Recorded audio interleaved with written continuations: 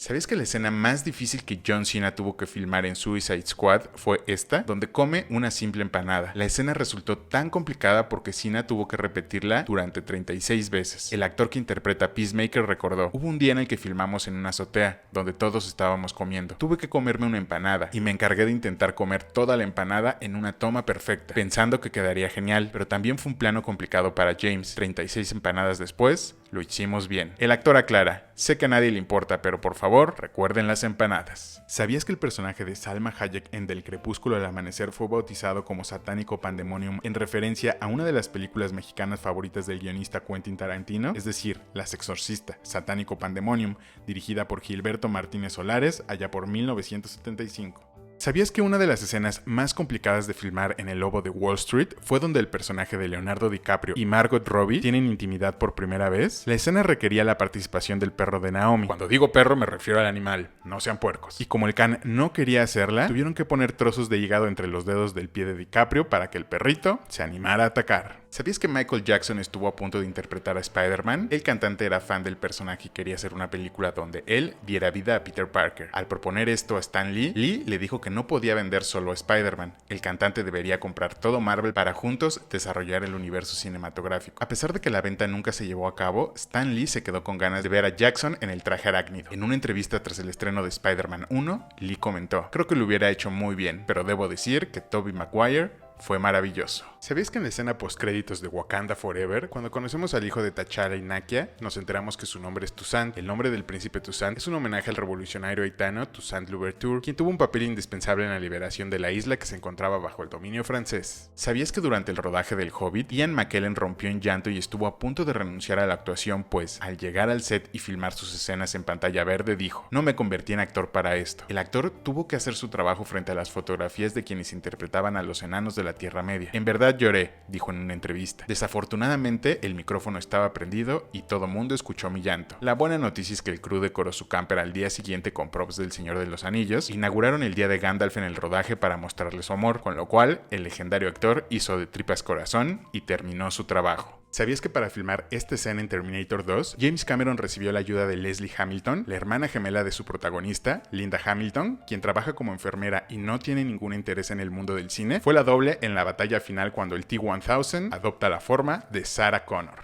¿Sabías que para interpretar a Odín en la saga de Thor, Sir Anthony Hopkins marcaba sus escenas en el guión con las siglas NAR, las cuales significan No Acting Required, es decir, no se requiere actuar o no se requiere actuación? Hopkins aseguró que el papel solo exigía ponerse el disfraz y recitar los diálogos, pues el disfraz haría todo el trabajo. ¿Sabías que en Las locuras del emperador, cuando vemos a Cusco de bebé, su habitación está decorada con juguetes en distintas formas de animales? Podemos ver un ave, una ballena y por supuesto una llama. Más adelante en la película descubrimos que el emperador se transforma en todos esos animales. ¿Sabías que una de las inspiraciones de Jordan Peele para hacer Get Out fue un chiste de Eddie Murphy, el cual el comediante contó en 1983 en su ya clásica rutina Delirious? En esta rutina, el comediante critica que en las películas de terror, la gente blanca siempre se queda en las casas a pesar de las advertencias de los entes fantasmagóricos. El comediante relata una historia en que un hombre afroamericano se muda a un barrio acomodado y le dice a su mujer: cariño, esto es hermoso, tenemos un candelabro colgando, niños jugando afuera y un barrio hermoso, realmente amo esto. Entonces un fantasma le susurra al oído: Get out, y el hombre sale inmediatamente. ¿Te habías dado cuenta que en la película Anastasia hay una escena donde la joven le regala un dibujo a su abuela hecho por ella? A pesar de que el dibujo no tiene mucha relevancia en la trama, resalta pues está basado en un dibujo real que la duquesa Anastasia Nikolayevna Romanova hizo allá por 1914, es decir, 4 años antes de morir. Y en la vida real, ese dibujo también fue regalado por Anastasia a su abuela. El documento histórico está albergado en el Palacio Romanov, en San Petersburgo, hogar en el que habitaron Anastasia y su familia hace más de 100 años. ¿Te habías dado cuenta que en esta escena de Logan, cuando el personaje interpretado por Hugh Jackman descubre los cómics que Laura lee, son cómics que no existen en la vida real? Esto se debe a que Marvel únicamente le autorizó a James Mangold incluir un cómic en su película si este no existía. Al parecer, los ejecutivos de Marvel no querían que la mezcla entre estudios disparara expectativas falsas entre sus seguidores. Recordemos que en ese entonces, 20th Century Fox, quien ostentaba los derechos de X-Men, no era parte del conglomerado de Disney. ¿Sabías que para rodar la escena postcréditos de Black Adam, donde aparece Superman, el crew realizó primero una escena con un doble donde solo se veía el cuerpo del superhéroe. Al realizar los primeros screenings, el público reaccionó tan bien que los realizadores convencieron a los ejecutivos de volver a filmar la escena, pero con Henry Cavill. La escena fue filmada un mes antes del estreno y suponía el regreso de Cavill a DC. Sin embargo, James Gunn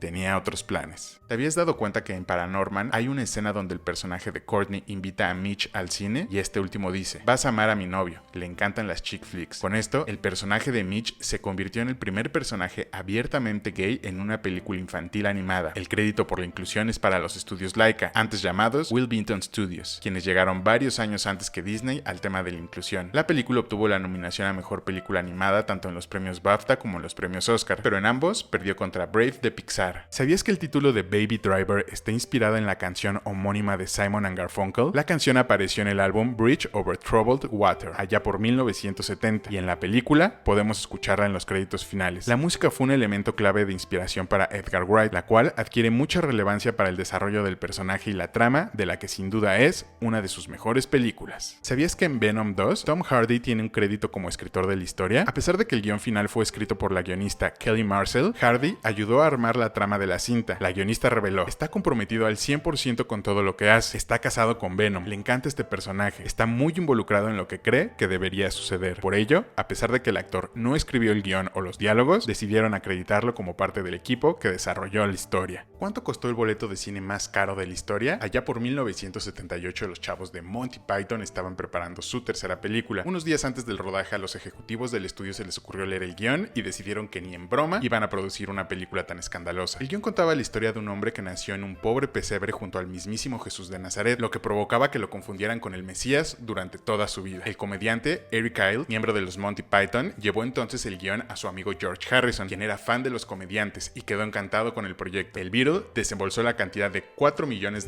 y con ello los Python pudieron llevar a cabo la película. En reiteradas ocasiones los comediantes han asegurado que Harrison no tenía mucho interés en el negocio del cine, que financió el proyecto simplemente porque quería ver la película. Por ello, afirman con seguridad que ese ha sido el boleto de cine más caro jamás pagado. ¿Sabéis que ante las críticas mixtas que recibió la primera temporada de la versión norteamericana de The Office por parte del público y los críticos en general, los creadores decidieron hacer al personaje de Michael Scott más agradable? Decidieron dar más protagonismo a los personajes secundarios que habían tenido mayor aceptación con el público y así liberar un poco la carga de llevar la serie entera a un personaje que causaba tanta discordia. En general, decidieron hacer la serie más optimista, alejándose del tono de su versión original. Incluso, para la segunda temporada, decidieron hacer la fotografía más viva y brillante y alejarse del tratamiento monótono que hasta entonces habían usado. Descubrí el verdadero significado de las precuelas de Star Wars. Estas películas esconden un significado más profundo y personal de lo que crees. Cuando estudiaba cine, George Lucas se convirtió en una sensación. Su corto, THX, lo llevó a conseguir un internado donde conoció y trabajó para Francis Ford Coppola. Lucas y Coppola se hicieron grandes amigos. Este último creía sin reservas en el talento de su joven aprendiz. Coppola aún afirma que desprecia Star Wars porque privó al mundo de las grandes películas de George.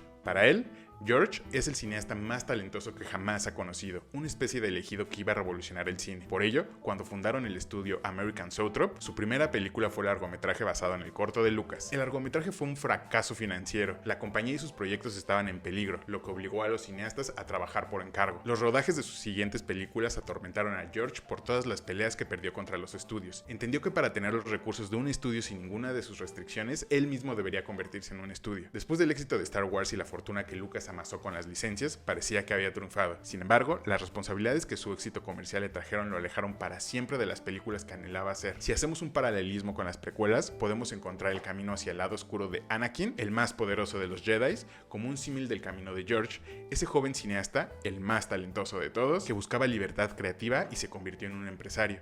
Y por su parte, Obi-Wan, su mentor y amigo, es un símil de Coppola, quien vio cómo el elegido, su joven Padawan, se convirtió en aquello que juraba destruir. ¿Lo habías pensado? ¿Sabías que el mantra que Saul Goodman repite ante el espejo It's showtime, folks. es una referencia a la película All That Jazz, donde el personaje de Joe Gideon, interpretado por Roy Scheider, hace el mismo mantra antes de una función? It's showtime, folks.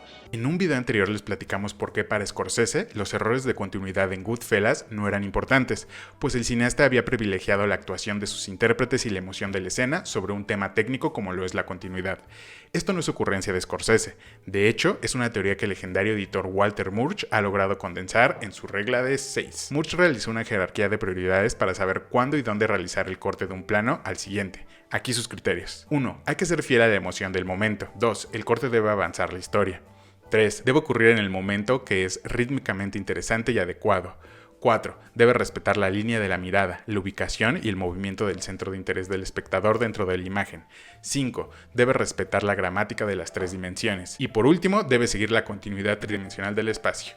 Ahora ya sabes dónde hacer el corte para editar tus próximos proyectos, y si quieres saber más, te invito al curso de montaje cinematográfico que imparte Freddy Noriega en Filmadores. Escríbenos por DM y te mandamos toda la info. En un video anterior hablamos sobre la perspectiva forzada, y hoy les vamos a contar de la técnica que usaron en El Señor de los Anillos para lograrla. Peter Jackson y su equipo se dieron cuenta que si querían mover la cámara, iban a perder la ilusión lograda por la perspectiva forzada, ya que el movimiento de la cámara revelaría el truco. Para combatir este impedimento, Jackson usó la técnica conocida como motion control, la cual mueve al mismo ritmo y con la misma dirección de la cámara uno de los elementos del cuadro, normalmente un actor, y así se logra mantener la ilusión de la perspectiva forzada.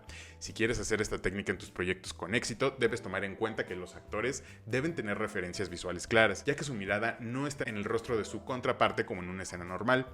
Al momento de ejecutarla debes explicar claramente lo que quieres llevar a cabo y dar las referencias visuales precisas para que no parezca que están moviendo el rostro.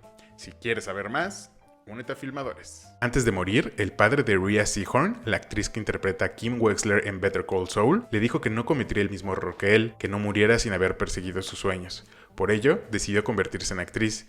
Inició trabajando en algunas obras de teatro discretas en Washington, después se mudó a Nueva York donde obtuvo algunos papeles en series y películas menores, y en 2003 llegó a Los Ángeles. Rhea confiesa que tuvo muchos problemas para conseguir trabajo, pues no se conformaba con el estereotipo de la rubia tonta que Hollywood quería para ella. Trabajó en todo tipo de producciones, videos institucionales, comerciales para Home Depot, hizo algunos papeles secundarios en series que nunca fueron relevantes. Seehorn nunca desistió, deseaba seguir trabajando, aprendiendo y creciendo. Por ello, decidió pedir trabajo en cualquier área de la producción cinematográfica, aunque no fuera como actriz, para hacerse de contactos y ampliar su abanico de conocimientos. Un día fue a un casting en el cual no se quedó. Sin embargo, la directora de casting le llamó y le dijo: "No desesperes, creo que tengo algo para ti". Seehorn siguió trabajando y entonces la directora de casting cumplió su palabra. Le llamó para ofrecerle interpretar a Kim Wexler. El papel que le cambió la vida le llevó a los 40 años. Muchas personas habrían desistido antes, pero Seehorn demostró que si sigues tus sueños, tarde o temprano, el éxito y el reconocimiento te van a encontrar. Si tú también quieres empezar a hacer tus sueños realidad, únete a Filmadores. Ernst Lubitsch fue un director de cine nacido en Alemania ya por 1892. Su trabajo más importante lo llevó a cabo en el Hollywood clásico, haciendo las comedias más importantes de la época. Sin embargo, Lubitsch no se resignó a un solo género cinematográfico. También llevó a cabo dramas y tragedias con gran éxito. Sus películas más importantes son To Be or Not to Be, Heaven Can't Wait y Ninotchka. Su sello característico era la sutileza con la que presentaba, o mejor dicho, sugería lo que en pantalla no se podía presentar. De hecho, hay un recurso cinematográfico que lleva su nombre, el toque Lubitsch, el cual consiste en presentar de forma elegante y discreta ciertas situaciones para que el público se imagine lo que el cineasta quiere que se imagine. ¿Conocías este recurso? Dinos en los comentarios. ¿Sabías que Humpty Dumpty dirigió una de tus películas favoritas? No te vayas, te cuento el chisme. En 1997, Humpty Dumpty filmó su ópera prima en Hollywood. Todo iba bien hasta que se enfrentó al primer screening de la misma. Su corte no convenció a los ejecutivos del estudio y le pidieron que hiciera uno nuevo, a lo que Humpty Dumpty se negó rotundamente. El estudio le dio una nueva fecha de entrega para mejorar la edición de la película, y a la par autorizó al protagonista a hacer un corte alterno al del director. El protagonista de la película entregó un corte que gustó a todo mundo, menos a Humpty Dumpty, quien desconoció la película. Gastó $100,000 en publicidad para denunciar la falta de respeto del estudio y la insubordinación de su estrella principal. Dumpty decidió ir al sindicato de directores de Estados Unidos y pelear porque su nombre no apareciera en la cinta, o que por lo menos se usara un seudónimo, pues estaba avergonzado con el resultado final. El director propuso usar el seudónimo Humpty Dumpty para no ser reconocido. Sin embargo, el sindicato no se lo permitió y su nombre real apareció en pantalla. La actitud del director hizo que Hollywood lo etiquetara como un tipo con el que no se podía trabajar y su carrera cayó en desgracia. El nombre del director es Tony Kaye y la película de la que se avergonzó tanto es Historia Americana X. ¿Lo pueden creer? ¿Sabéis que para filmar las primeras peleas de Fight Club, Fincher decidió no usar muchos movimientos de cámara? Conforme las peleas avanzaban, el director decidió moverla más y más. La idea era mostrar con ayuda de la cámara cómo estas peleas se hacían progresivamente más violentas. El 30 de septiembre del 2020, la policía de Nueva York recibió el reporte de una persona desaparecida. Su nombre era Evelyn Sakash. Por meses, amigos, familia y autoridades buscaron sin éxito alguno a la mujer, quien era conocida por su trabajo como diseñadora de producción en películas como Made in America, Taxi y Still Alice, y que en 2003 había ganado un Emmy por su trabajo en la serie infantil Between the Lions. Tras la denuncia, la policía fue al domicilio de Evelyn y descubrió que sufría de trastorno de acumulación compulsiva. Con ayuda de la unidad canina, los policías registraron el departamento de Evelyn en busca de alguna pista.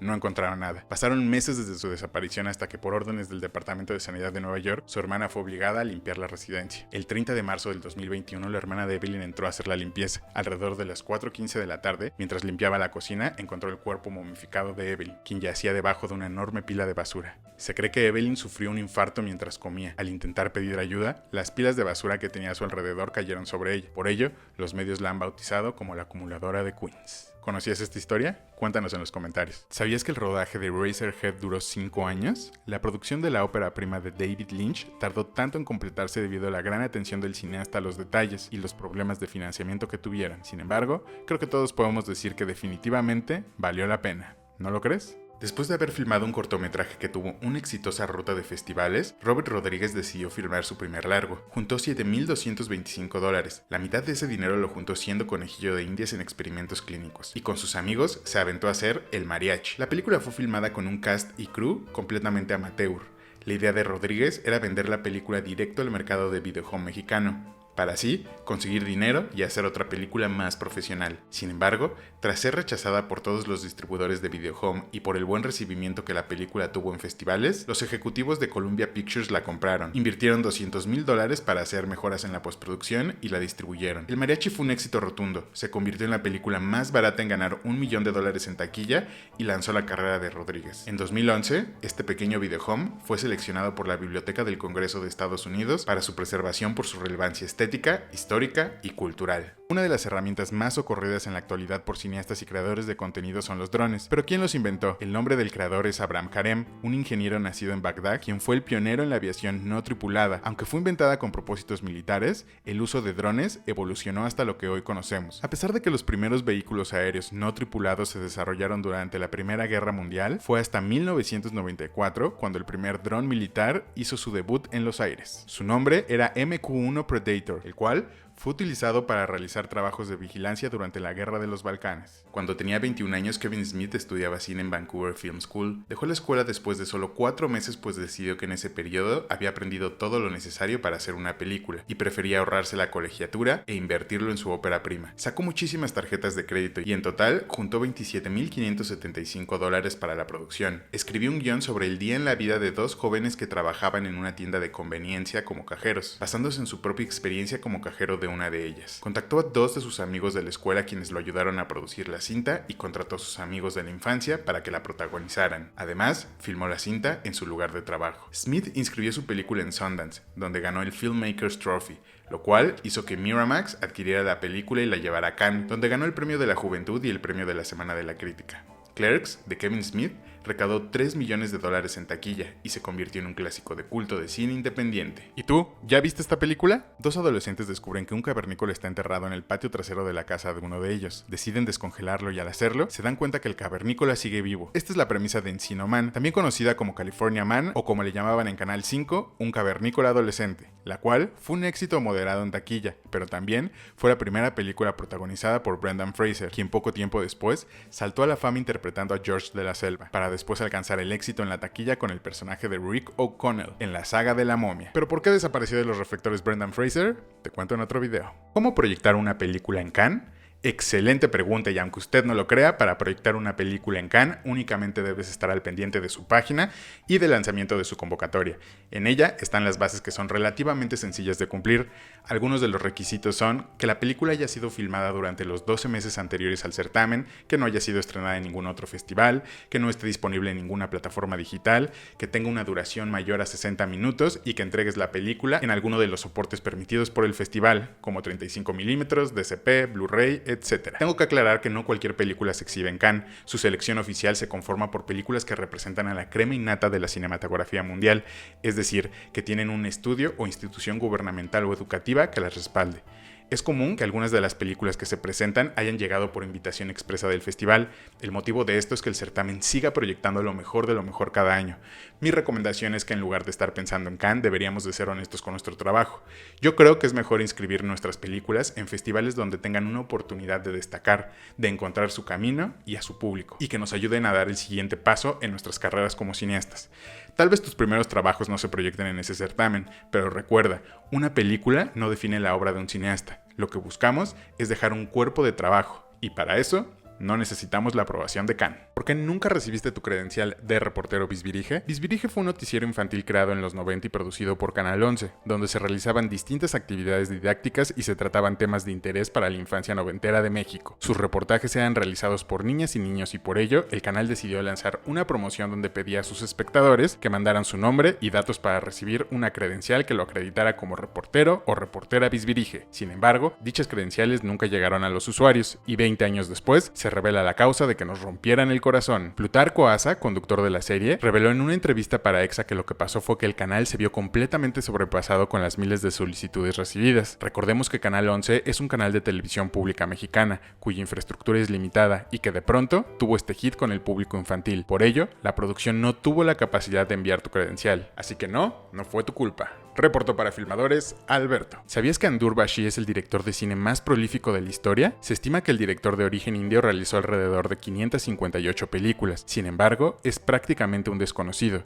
Sus películas han desaparecido y hay muy poca documentación sobre él. ¿Sabías que Breaking Bad nació gracias a X-Files? En 1998, Vince Gilligan trabajaba como guionista en X-Files. Escribió un capítulo para la sexta temporada titulado Drive, donde un hombre que había sido expuesto a un experimento gubernamental sufrió un dolor crónico en la cabeza que solo se controlaba mientras conducía sin parar hacia el oeste. De detenerse, la cabeza del hombre explotaría. El director de casting de X-Files ya había encontrado a un actor para interpretar al hombre perturbado. Sin embargo, de último minuto, Bryan Cranston se presentó en su oficina, hizo el casting y se robó el papel. Cranston y Gilligan se llevaron muy bien durante el rodaje del episodio, y este último quedó encantado con el trabajo actoral de Cranston. Desde ese entonces, Gilligan quiso escribir algo para él. Por ello, años después, cuando luchaba por hacer el piloto de Breaking Bad, Gilligan peleó contra los ejecutivos de AMC para darle el papel a Cranston, quienes no creían que el actor que había interpretado a Hal podría convertirse en Heisenberg. ¿Conocías esta historia? Cuéntanos en los comentarios. En un video anterior les platicamos la influencia de X-Files en la creación de Breaking Bad. Sin embargo, no es la única serie de Vince Gilligan que tiene conexiones con su época de escritor para las aventuras de Mulder y Scully. Michael McKean, quien interpretó a Chuck McGill, hermano de Saul Goodman en la serie Better Call Saul, participó en X-Files en un par de programas que habían sido escritos por Vince Gilligan. Pero espérense, Aaron Paul, también conocido como Jesse Pinkman, actuó en X-Files en el capítulo titulado Lord of the Flies. Y por si fuera poco, Dean Norris, quien interpretó a Hank, también actuó en X-Files. De hecho, hay una lista de varios actores que participaron en la serie y en el universo de Breaking Bad. ¿El multiverso de Gilligan se ha confirmado, profesor Cocoon? Yo diría que sí. Para poder filmar Whiplash, Damien Chazelle adaptó su guión de largometraje y lo convirtió en un cortometraje que inscribió en el Festival de Cine de Sundance. El corto tuvo una recepción tan buena que el cineasta consiguió $3 millones para filmar el largometraje. Esto me recuerda a la importancia que tienen los cortometrajes en la carrera de cualquier cineasta. No debemos verlos únicamente como ejercicios para practicar en lo que hacemos nuestra primera película. También debemos abordarlos como una carta de presentación al gremio. Un buen cortometraje te puede llevar al festival de cine que te ayude a conocer a la persona que te va a dar la oportunidad de tu siguiente trabajo, al colaborador con el que vas a trabajar más adelante o al productor que va a creer en ti y te va a ayudar a levantar tu primer largometraje. ¿Cómo te fue con tu primer cortometraje? Te leemos en los comentarios. En esta escena de Goodfellas, el personaje de Henry Hill ya está en franca decadencia. Acude a una cita con Jimmy, quien teme que lo delate. Henry narra que Jimmy, el personaje interpretado por Robert De Niro, escogió la ventana para asegurarse que nadie lo seguía. Para acentuar el miedo que los personajes tienen sobre lo que hay afuera, Scorsese decidió utilizar un dolly zoom, también conocido como efecto vértigo. Este efecto fue inventado por Alfred Hitchcock en su película Vértigo. Consiste en combinar un zoom atrás con un traveling hacia adelante o viceversa. Al compensarse los dos efectos, el objeto principal mantiene el mismo tamaño en el cuadro y solo cambia la perspectiva con lo que se ve en el fondo. Como mencionamos con anterioridad, este recurso cinematográfico fue ampliamente usado por Alfred Hitchcock en Vértigo, pero también ha sido usado por muchos cineastas como Steven Spielberg en esta escena de Jaws.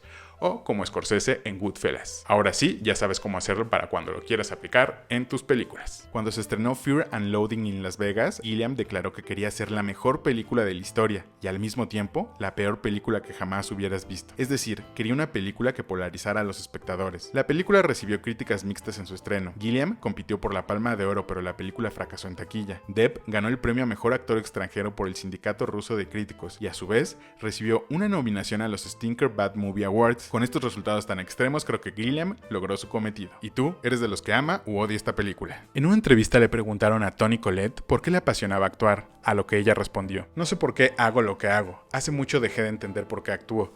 Lo único que sé es que amo hacerlo. Me parece sumamente interesante y satisfactorio entrar en otros mundos y entender formas de pensar que son diferentes a la mía. ¿Y tú? ¿Por qué actúas? Te leemos en los comentarios. ¿Qué tan fácil fue editar Top Gun Maverick? Eddie Hamilton, el editor de la película, y Avid Media Composer compartieron cómo se ve el timeline completo de esta película y no usaron CapCut para hacerlo. Se ve mamalón, ¿no? ¿Por qué The Rings of Power se convirtió en la serie más cara en la historia? La actriz Markla Kavanagh, quien interpreta a Nori Brandyfoot, tiene una explicación. Cuando leyó el guión, pensaba que gran parte de la serie iba a ser filmada con pantalla verde y que la mayoría de los efectos se iban a generar por computadora, por lo cual se sorprendió al llegar a los sets y ver que la producción había construido la gran mayoría, que habían contratado miles de extras y que realizaban los efectos de manera práctica, los que se pueden, evidentemente, en lugar de hacer todo en computadora. Definitivamente se ve que hay alguien que es muy fan de la mitología de Tolkien allá en Amazon y no escatimen gastos para llevarla a la pantalla. ¿Sabías que Stranger Things está basada en una serie de experimentos reales que el gobierno de Estados Unidos llevó a cabo? Al menos esto afirma la teoría conocida como el Proyecto Montauk, la cual es una teoría de conspiración que alega que hubo una serie de experimentos del gobierno de Estados Unidos con el propósito de desarrollar técnicas de guerra psicológica, incluido el viaje en el tiempo, allá por 1953. La teoría afirma que el proyecto fue rechazado por el Congreso de los Estados Unidos debido a las dudas sobre sus resultados. Sin embargo, los investigadores que la propusieron recibieron el apoyo del Departamento de Defensa después de prometer el desarrollo de un arma que inmediatamente podría desencadenar síntomas psicóticos en sus víctimas. De hecho, el nombre original de la serie iba a ser Montauk, pero los hermanos Duffer decidieron hacer el cambio de último minuto por razones extrañas. ¿Será cierto? Cuéntanos en los comentarios. ¿Qué hace el sonidista en un rodaje? El sonidista es el responsable de la calidad técnica y artística del sonido que se graba en el rodaje de una película. El equipo que conforma este departamento está compuesto por el sonidista y por uno o más microfonistas u operadores de boom. El número de microfonistas que utilizará el equipo de sonido directo es relativo al tipo de producción y las necesidades de esta. El sonidista decide qué tipo de micrófonos va a utilizar según cada escena y dónde va a colocarlos. Es quien está al pendiente de que los microfonistas no proyecten sombras en el set o los actores y quien tiene como responsabilidad hacer los ajustes de volumen y ecualización durante cada toma para que los niveles y la calidad de sonido se mantengan con los mayores estándares y constancias posibles. También es responsable de que al finalizar la grabación de una escena se haga un roomtone, es decir, una grabación del ambiente del lugar con una duración estimada de 2 minutos para que pueda ser utilizado en la mezcla final de la película. Para esto se pide silencio absoluto en el rodaje. Si quieres saber más, inscríbete a nuestros cursos de cine en línea. Te dejamos el link en la bio. ¿Cuántas toneladas puede levantar She-Hulk? Nos dimos a la tarea de investigar esto y encontramos la siguiente información. Según el tío Wiki, en sus inicios, Hulka tenía la habilidad de levantar 50 toneladas. Desde entonces ha incrementado su nivel de fuerza a través del entrenamiento hasta el punto en que es capaz de levantar más de 100 toneladas. ¿Algún experto que nos pueda confirmar o desmentir este dato? ¿Por qué es difícil hacer cine de ciencia ficción en América Latina? En esta región existe la creencia de que la ciencia ficción es imposible de hacerse por dos razones. Uno, la percepción que tenemos de nuestra realidad. Creemos que nuestra realidad no se presta para hacer ciencia ficción. Nos es difícil imaginar a un mexicano viajando por el cosmos o a una agencia gubernamental descubriendo un portal a otra dimensión. ¿La solución? En lugar de querer replicar películas, personajes e historias de otras latitudes, hay que hacer cine desde nuestro contexto. ¿Qué pasa si tenemos una película donde un guachicolero se encuentra a mitad de la noche el cuerpo de un extraterrestre? Ya empezamos a creerlo, ¿no? 2. La falta de recursos económicos. Los cineastas tienen la creencia de que la ciencia ficción es cara, y tienen razón, pero a medias. El presupuesto depende del tipo de película que quieras hacer. La ciencia ficción no solo es naves espaciales, extraterrestres y tecnología de punta. Puedes construir una historia original, diferente e interesante sin recursos exorbitantes. Si quieres aprender a escribir una historia así, checa nuestros cursos de guión. Te dejamos el link en la bio. ¿Sabías que la voz del personaje de Sarge o Sargento en Toy Story fue realizada por Lee Ermey? Hermie es el sargento instructor que saltó a la fama cuando Stanley Kubrick le dio un papel en Full Metal Jacket. ¿Sabías que los intentos para adaptar The Sandman a la pantalla chica o grande han fracasado desde 1990? Neil Gaiman, creador del cómic, había declarado que prefería nunca ver una película de The Sandman a tener que ver una mala película de su obra. Tras varias adaptaciones para cine que fueron fallidas y cuando todo el mundo pensaba que nunca se llevaría a cabo, Netflix firmó un trato con Warner Bros. Y en 2019 empezó la producción de la serie que le está rompiendo con todo. ¿Te habías dado cuenta del homenaje que The Boys hizo a Batman? O mejor dicho, a Robin. Durante el primer episodio de la serie nos enteramos de que la novia de Huey se llama Robin Ward. La serie hizo una fusión entre Robin, el compañero de Batman, y Ward, el apellido del actor que lo interpretaba en la serie de los 60. ¿Sabías que para realizar Kung Fu Panda, la producción contrató a profesionales de al menos 14 países? Entre ellos están China, España, Canadá, Italia, Francia, Irlanda, Filipinas, México, Japón, Suecia, Estados Unidos, Bélgica, Israel y Reino Unido. Por ello, los productores presumen que su animación es de clase mundial. ¿Sabías que al filmar Perros de Reserva, Quentin Tarantino dejó amarrado a Kirk Boyles a la silla durante todo el rodaje? Ni siquiera lo liberaba entre cortes, pues el cineasta aseguraba que esto ayudaría a darle más realismo a su interpretación. ¿Sabías que el primer corte de Rambo 1, o mejor dicho, First Blood, duraba 195 minutos? Stallone odiaba tanto el resultado que intentó comprar los derechos de la película para después destruirla y que nadie la viera. Después, consiguió que los productores recortaran sus escenas, pues consideraba necesario dar más peso a los policías que persiguen al veterano de guerra. Finalmente logró reducir la duración de la cinta en 93 minutos, la cual se convirtió en uno de los mayores éxitos de su carrera y Rambo en uno de los personajes más icónicos del cine de acción. ¿Sabías que J.K. Rowling fue la encargada de castear personalmente a varios de los actores que dieron vida a sus personajes en la pantalla grande? Entre los nombres que Rowling escogió se encuentran Robbie Coltrane, quien dio vida a Hagrid, Richard Harris, quien interpretó a Albus Dumbledore, y por supuesto a Alan Rickman, quien dio vida a Severus Snape. En Jurassic Park, los personajes de Alan Grant y Ellie Sattler están vestidos con un color arquetípico respectivamente, es decir, azul masculino y rosa femenino. Spielberg tomó esta decisión para reforzar el arco dramático de cada personaje. Al inicio de la película, el Dr. Grant no quiere saber nada de los niños y termina cumpliendo el papel del cuidador, protector o de la madre. Por su parte, Ellie Sattler termina siendo la heroína que se arriesga a ir a restablecer la electricidad en el parque, a pesar de que John Hammond le insinuó que él debería ir porque es hombre. Aunque no lo crean, este tipo de decisiones son las que un cineasta debe tomar a conciencia todo el tiempo, porque hasta el vestuario de un personaje sirve para comunicar. ¿Lo habías pensado? Cuéntanos en los comentarios. ¿Sabías que Jamie Lee Curtis, quien interpretó a Laurie Strode en Halloween, es la hija de Janet Leigh, quien fuera la legendaria víctima en la ducha del motel Bates en Psycho, de Alfred Hitchcock? Ambas actrices marcaron la historia al participar en dos películas icónicas del subgénero y de la historia del cine. ¿Conocías esta anécdota? Cuéntanos en los comentarios. ¿Sabías que 12 Monkeys es una adaptación de un cortometraje francés de ciencia ficción que dura 28 minutos? El cortometraje se llama La Jetée. Fue montado como un diaporama, es decir, una secuencia fotográfica, la cual está narrada con voz en off y fue dirigida por Chris Marker. Probablemente has escuchado o leído el término in media res, pero ¿sabes qué significa? In media res es una expresión en latín que significa en pleno asunto o a mitad de la acción y se refiere al modo de comenzar una narración, es decir, empezar a narrar en el meollo del asunto. Un ejemplo de esto es el inicio del Lobo de Wall Street, donde podemos ver al personaje de Jordan Belfort lanzando a una persona pequeña a un tiro al blanco, para después, poco a poco, conocer cómo llegó hasta ahí. ¿Qué otros ejemplos se te ocurren? Cuéntanos en los comentarios. Ella es Sibel Hernández, una artista de animación que ha trabajado en películas como Justice League y Ad Astra, quien formó parte del equipo de efectos especiales que ganó un Oscar en la pasada entrega de los premios de la Academia con la película Toon de Denis Villeneuve. A pesar de no conseguir la invitación para asistir a la gala, Hernández vio la presentación en vivo y lo compartió desde su canal de Twitch, donde rompió en llanto al enterarse que ella y su equipo habían sido galardonados. Desde esta cuenta no nos queda más que felicitar al artista, quien ha demostrado una vez más que en este país hay un chingo de talento, y le dejamos esta caguamita para que siga celebrando. ¿Sabías que Thor Ragnarok fue la primera película del universo cinematográfico de Marvel en la que no participa Lou Ferrigno haciendo la voz de Hulk? El actor fue responsable de dar voz al personaje en El Increíble Hulk en 2008, Los Vengadores 2012 y Avengers Age of Ultron en 2015. Pero a partir de ese momento, Disney y Marvel Studios decidieron que Mark Ruffalo debería ser quien diera voz al Gigante Verde. ¿Sabías que el presupuesto por cada episodio de House of the Dragon se estima alrededor de los $20 millones?